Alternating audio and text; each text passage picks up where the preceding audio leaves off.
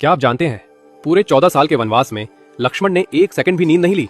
और इससे भी बड़ी बात, उनकी नींद को पूरा करने के लिए कोई और 14 साल तक लगातार सोता रहा। कौन था वो? आप हैरान रह जाएंगे। वनवास की पहली रात थी। भगवान राम और सीता गहरी नींद में थे, लेकिन लक्ष्मण की आंखें जाग रही थी। उन्हें लगा, यदि मैं सो जाऊं तो जंगल के खतरे मेरे भैया और भाभी को नुकसान पहुंचा सकते हैं। इसी समय निशाचर देवी निद्रा अवतरित हुई। उन्होंने कहा, लक्ष्मण, 14 वर्षों तक जागना किसी मानव के बस की बात नहीं। तुम्हें यह वरदान तभी मिलेगा जब कोई तुम्हारी नींद अपने ऊपर ले ले। लक्ष्मण ने पूछा, कौन करेगा यह बलिदान? निद्रा मुस्कुराई, तुम शेषनाग के अवतार हो और तुम्हारी पत्नी उर्मिला लक्ष्मी का स्वरूप, वो ही तुम्हारे हिस्से की नींद सो सकती है। उसी रात उर्मिला सो गई, लेकिन ये नींद सामान्य नहीं थी। ये लक्ष्मण की 14 साल की नींद थी।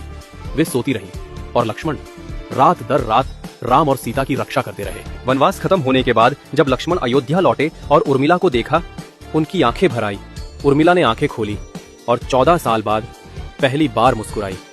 लक्ष्मण ने कहा, तुम्हारे इस त्याग के बिना मैं इस धर्म को निभा ही नहीं पाता। लोग राम सीता के प्रेम को याद रखते हैं, लेकिन बहुत कम लोग जानते हैं कि अयोध्या की सबसे महान प्रेम कहानी लक्ष्मण और उर्मिला की है, जहां एक ने 14 साल तक नींद त्याग दी और दूसरी ने 14 साल सिर्फ अपने पति के धर्म का साथ देने के लिए सोती रहीं। ये कहानी हमें सिखाती है, सच्चा त्याग बिना शोर के किया जाता है। जय श्री राम।